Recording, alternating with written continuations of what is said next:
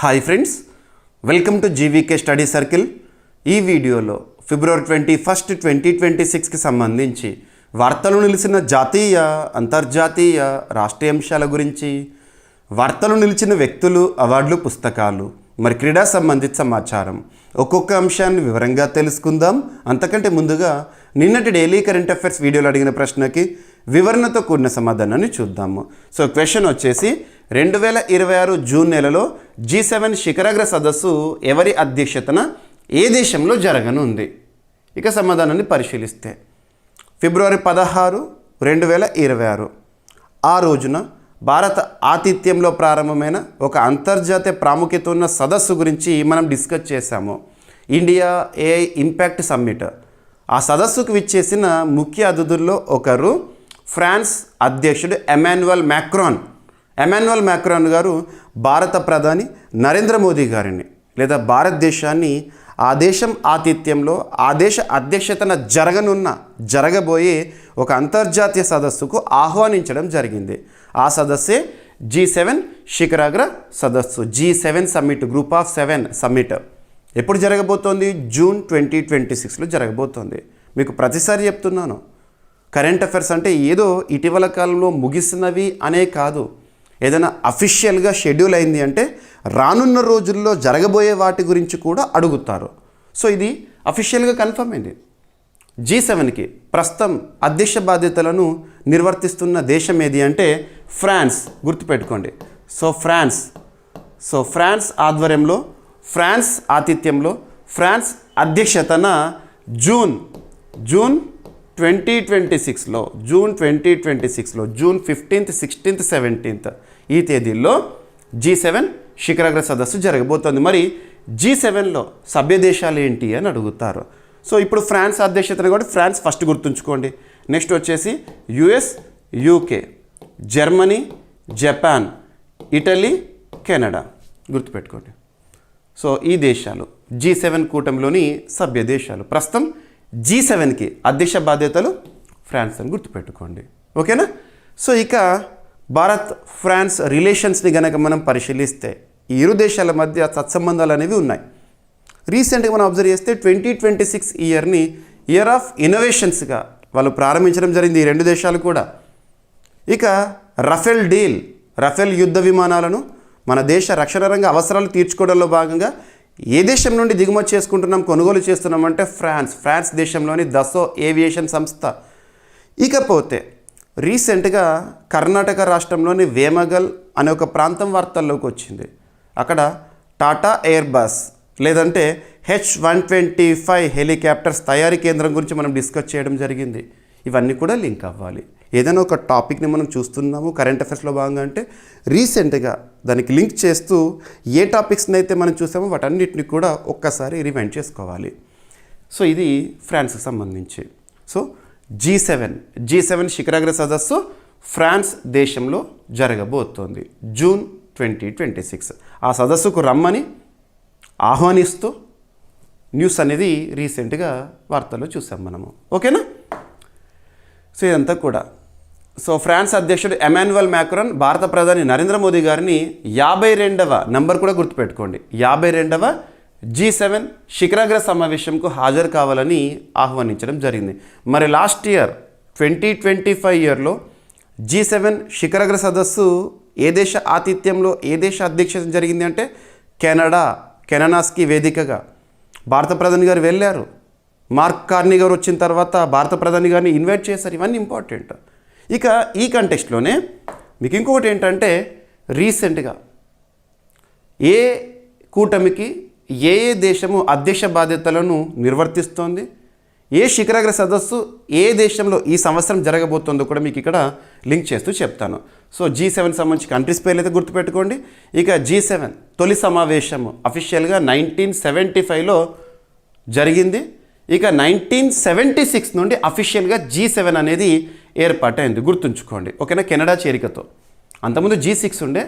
1976 నుండి G7 Canada చేరికతో అఫీషియల్గా జరిగింది. ఇక ఈ గ్రూప్కి సంబంధించి అఫీషియల్ సమ్మిట్ అయితే మొట్టమొదటిసారి 1975లో జరిగింది. గుర్తుపెట్టుకోండి. ఇక 52వ శిఖరాగ్ర సదస్సు ఈ సంవత్సరం జూన్ నెలలో జరగబోతోంది. సో డేట్స్ కూడా అఫీషియల్గా కన్ఫర్మ్ అయినాయి. 15, 16, 17 జూన్ 2026. ఇక ఈ స్లైడ్ చాలా ఇంపార్టెంట్. ఇందులో నుండి ఖచ్చితంగా ఒక ప్రశ్న రానున్న ఏ పోటీ పరీక్ష అయినా, ఏ స్థాయి పోటీ పరీక్ష అయినా మనం ఎక్స్పెక్ట్ చేసి తీరాల్సిందే.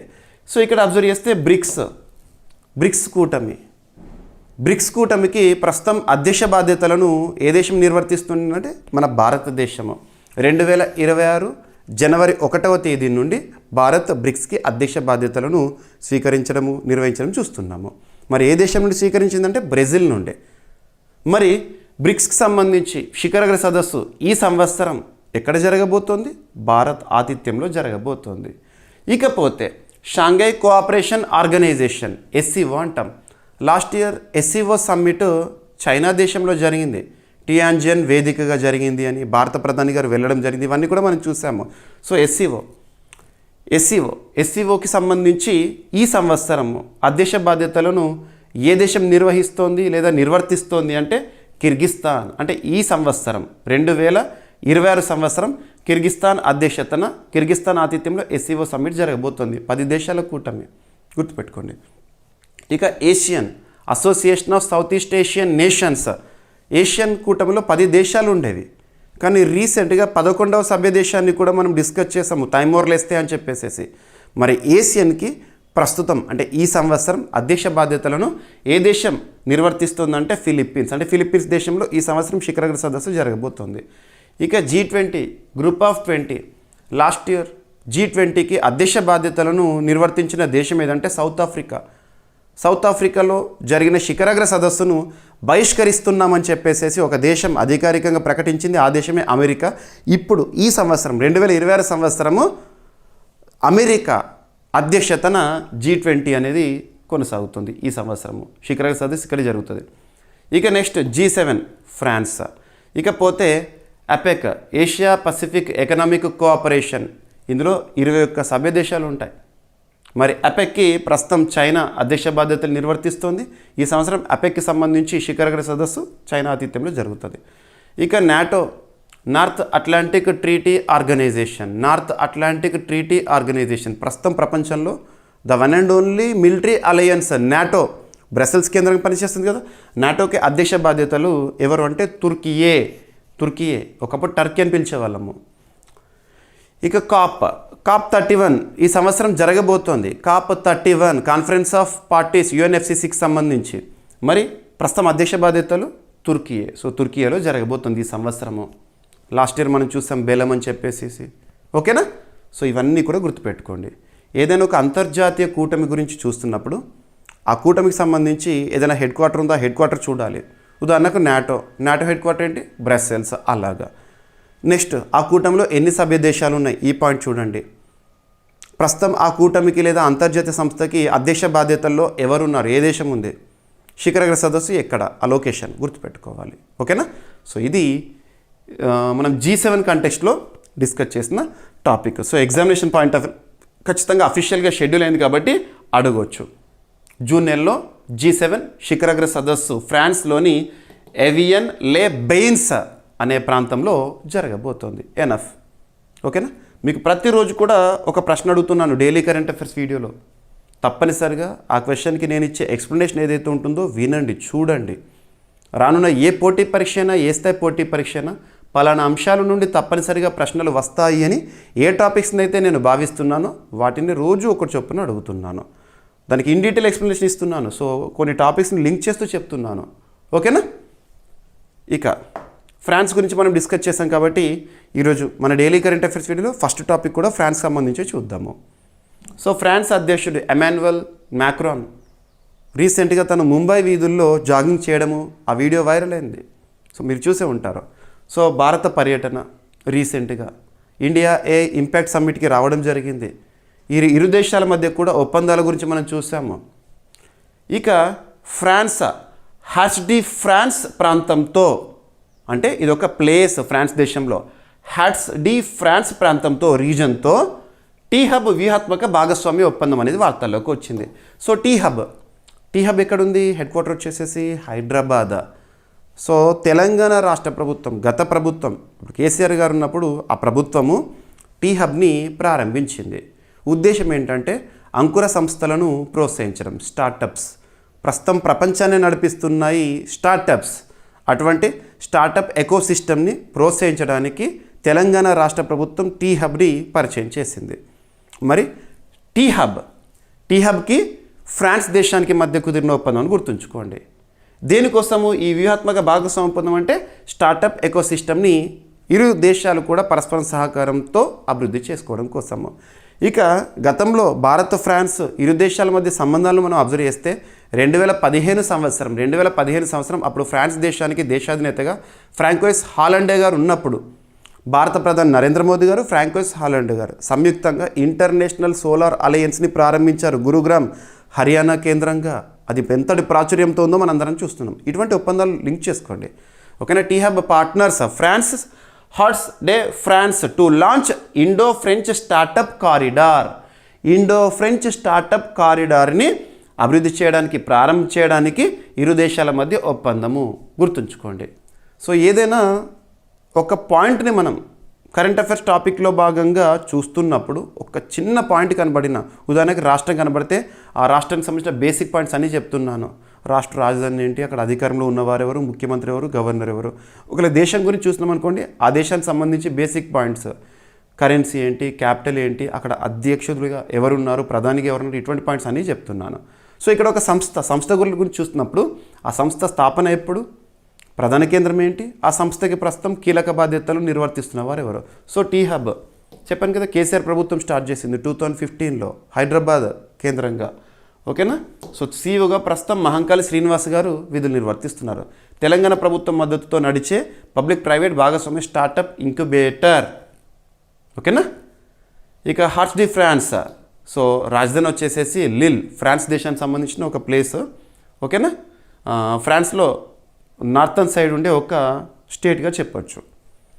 ఇక ఫ్రాన్స్ రాజధాని వచ్చేసేసి ప్యారిస్, అక్కడ అధ్యక్షుడిగా ప్రస్తుతం ఎవరున్నారు, ఎమాన్యుయల్ మ్యాక్రాన్ గారు. కరెన్సీ వచ్చేసి యూరో. సో యూరోజోన్లో సభ్య దేశం ఫ్రాన్స్. ఇక ఫ్రాన్స్ దేశంలో ప్రధానిగా సెబాస్టియన్ లెకోర్ను గారు విధులు నిర్వర్తిస్తున్నారు. తెలంగాణ, సో తెలంగాణకు సంబంధించి బేసిక్ పాయింట్స్, గవర్నర్గా జిష్ణుదేవ్ వర్మ గారు.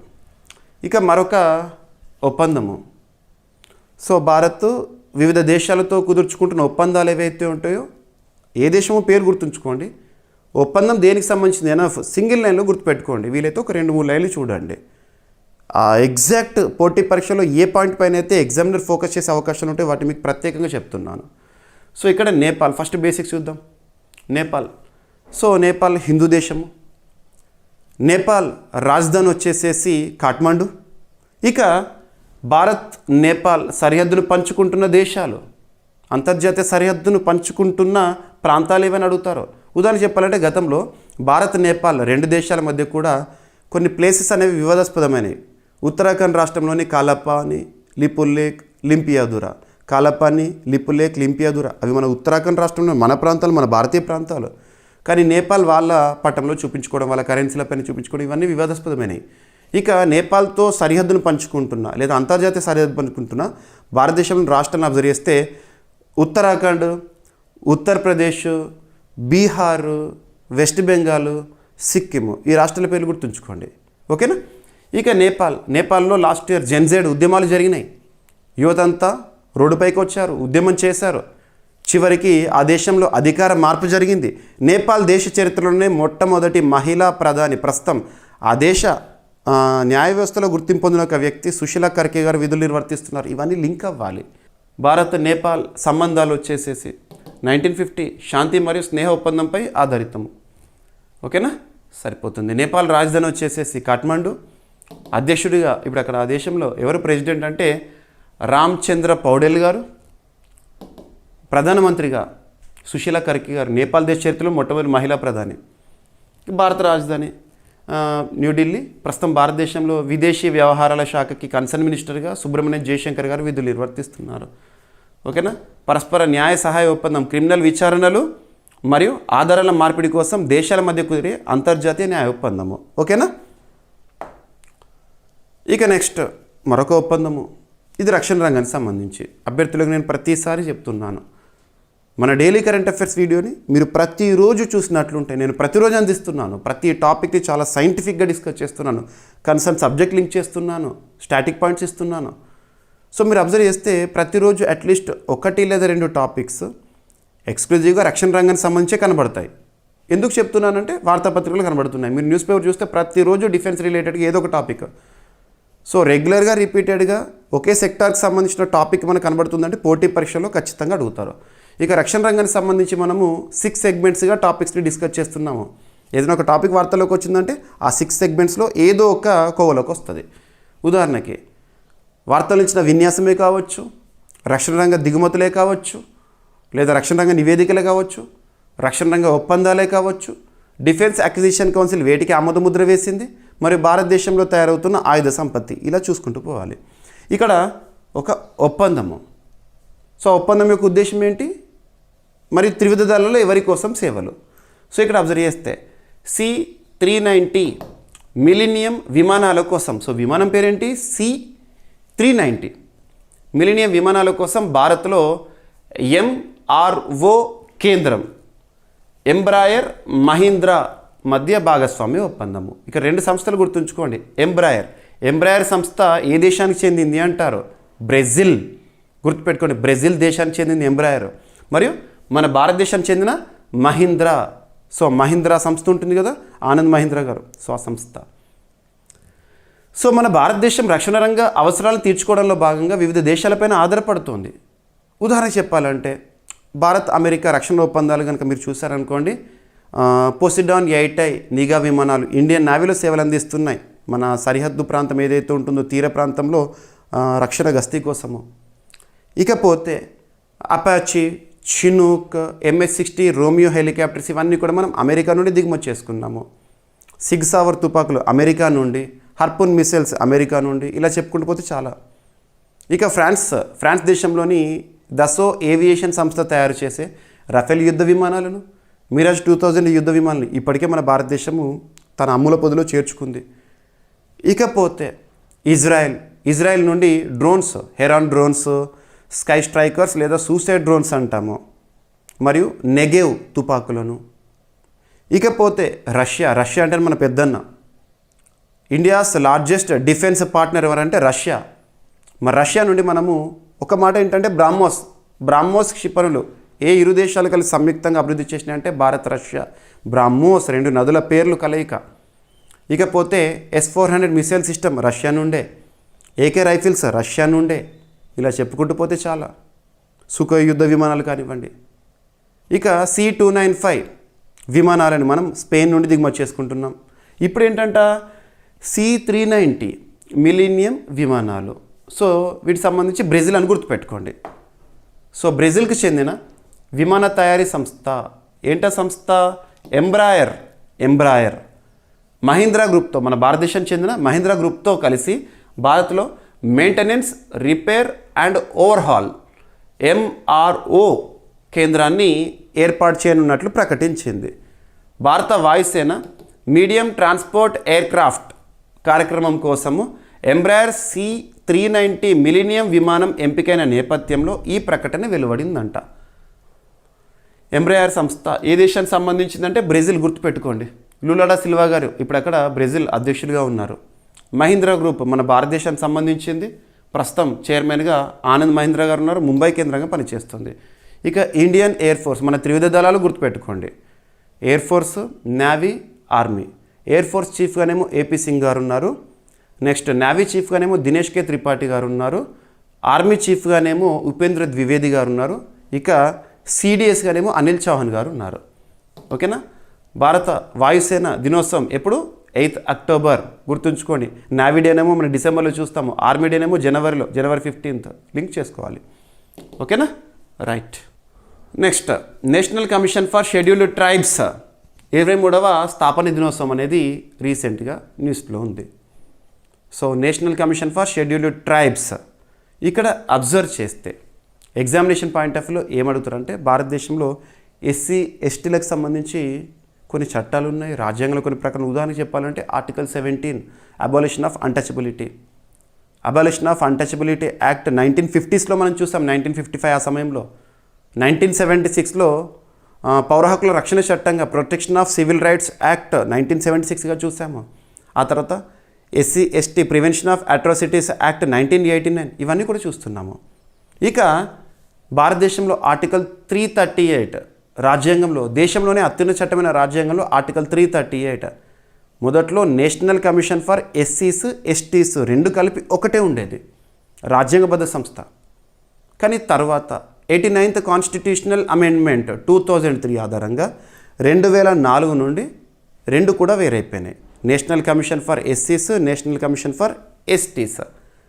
ఎందుకోసం ఇవి రాజ్యాంగబద్ధ సంస్థలుగా పనిచేస్తున్నాయంటే ఎస్సీల కోసమైతే SC కమిషను, STల కోసమైతే SC కమిషన్, వాళ్ళకు రాజ్యాంగం కల్పించిన హక్కుల గురించి కానివ్వండి, రాజ్యాంగంలో వాళ్ళకి రిలేటెడ్గా ప్రొవిజన్స్ ఏవైతే ఉంటాయో వాటి యొక్క అమలును పర్యవేక్షించడము, అండ్ SC/STలకు సంబంధించి అమలవుతున్న చట్టాలను, వాటికి సంబంధించిన కేసులను స్వీకరించడం క్వాజీ జ్యుడిషియల్గా పనిచేస్తాయి ఇవన్నీ కూడా. ఓకేనా?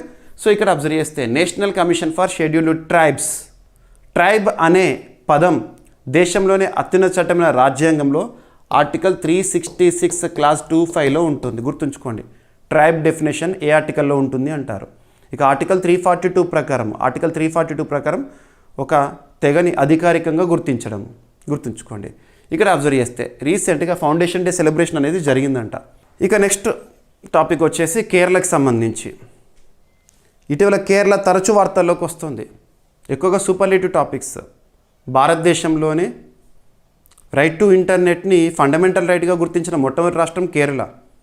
భారతదేశంలో 100% డిజిటల్ లిటరసీని సాధించిన రాష్ట్రం వచ్చేసేసి కేరళ. ఇక భారతదేశంలో ఇటీవల కాంప్రహెన్సివ్ అర్బన్ పాలసీని ప్రకటించిన మొట్టమొదటి రాష్ట్రం కేరళ.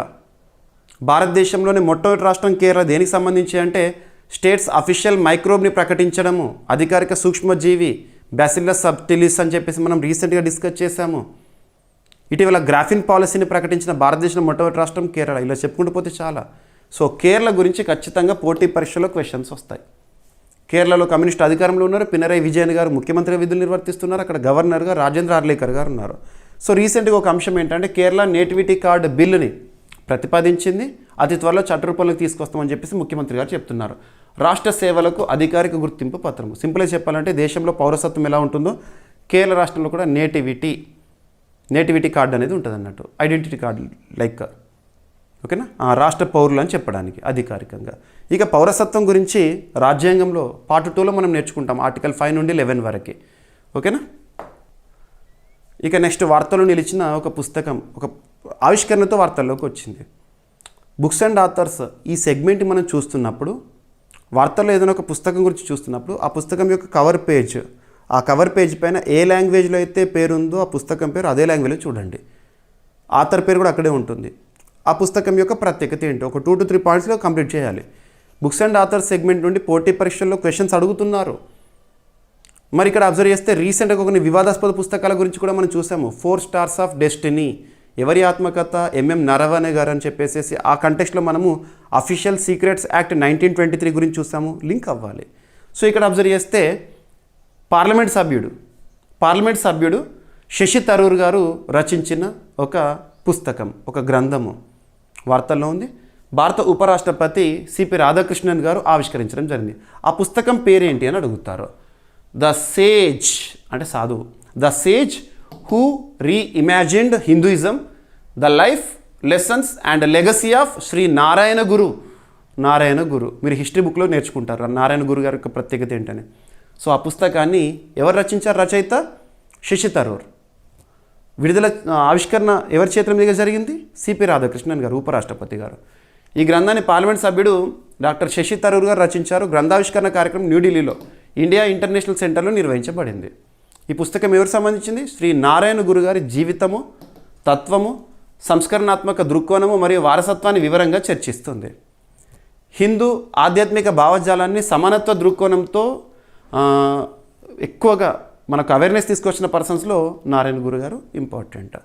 నారాయణ గురు గారు 20th August 1856 కేరళలోని ఒక గ్రామంలో జన్మించారు. సన్యాసి, తత్వవేత్త.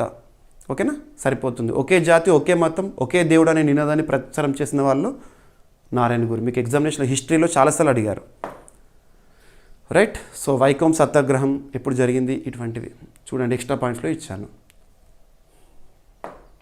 ఇక ఈరోజు ప్రశ్న, ఇటీవల వార్తలు నిలిచిన ఐఎన్ఎస్ తరంగిణి, ఇండియన్ నావల్ షిప్ తరంగిణి ప్రత్యేకత ఏంటి, దీనిని నిర్మించిన సంస్థ ఏది, దీనిని ఏ సంవత్సరంలో కమిషన్ చేయడం జరిగింది?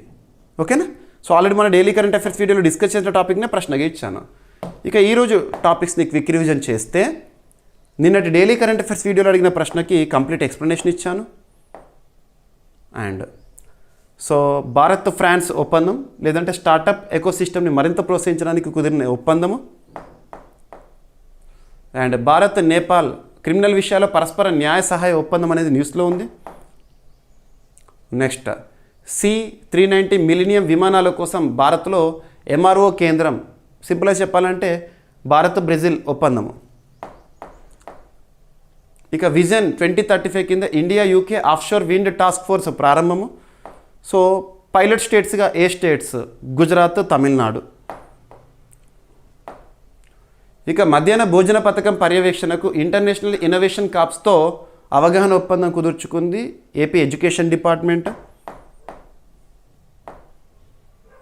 అండ్ దుబాయ్లో అప్లైడ్ ఏఐ ఇన్నోవేషన్ సెంటర్ని ప్రారంభించిన IIT Madras global research foundation. And Gaza పునర్నిర్మాణానికి $70 బిలియన్ ప్యాకేజీని ప్రకటించారు అమెరికా అధ్యక్షుడు డొనాల్డ్ ట్రంప్. ఈ టాపిక్లో భాగంగా ఈ శాంతి మండలిలోని 9 దేశాల పేర్లు చెప్పాను. ఆ దేశాలకు సంబంధించి కరెన్సీ ఏంటి, క్యాపిటల్ ఏంటి, అక్కడ అధికారంలో ఉన్నవారు ఎవరు, ఇవన్నీ కూడా డీటెయిల్స్ ఇచ్చాను. అసలు గాజా స్ట్రిప్ అంటే ఏంటి, ఇవన్నీ కూడా చూడండి. ఇదంతా మళ్ళీ పీడిఎఫ్లో ఉంటుంది చూడండి. ఇక national commission for scheduled tribes 23వ foundation day celebrations. So articles, cases, చట్టాలు and composition. At the same time ప్రస్తుతము నేషనల్ కమిషన్ ఫర్ ఎస్టీస్ చైర్పర్సన్గా ఎవరున్నారు, ఇవన్నీ కూడా చూడండి. Bonded labour system abolition act 1976 అమల్లోకి వచ్చి 50 ఏళ్ళు పూర్తయింది. ఆ సందర్భంగా ప్రత్యేకంగా మనం డిస్కస్ చేశాము. ఇక కేరళ రాష్ట్ర ప్రభుత్వం ఈ ఫిబ్రవరి 23, 2026 రోజున ఆ రాష్ట్ర అసెంబ్లీలో ప్రవేశపెట్టనున్న నేటివిటీ బిల్ ప్రత్యేకత ఏంటి? ఇక మౌంట్ కన్లావన్ ఇటీవల ఎరప్షన్తో న్యూస్లోకి వచ్చింది. ఎక్కడ ఉంది? ఫిలిప్పీన్స్లో. And Manav vision, Manav full form ఏంటి, దేనికోసం ఉద్దేశించబడింది? భారత ప్రధాని నరేంద్ర మోదీ గారి చేతుల మీదుగా ఇండియా ఇంపాక్ట్ సమిట్లో ప్రారంభము. అండ్ ఇటీవల వార్తల్లోకి వచ్చిన ఒక అడ్వైజరీ గ్రూప్ జ్ఞానేశ్వర్ కుమార్ గారి ఆధ్వర్యంలో. నెక్స్ట్ శశి తరూర్ గారు రచించిన ఒక పుస్తకం. ఆ పుస్తకం యొక్క ప్రత్యేకత ఏంటి, ఆవిష్కరించిన వారెవరు?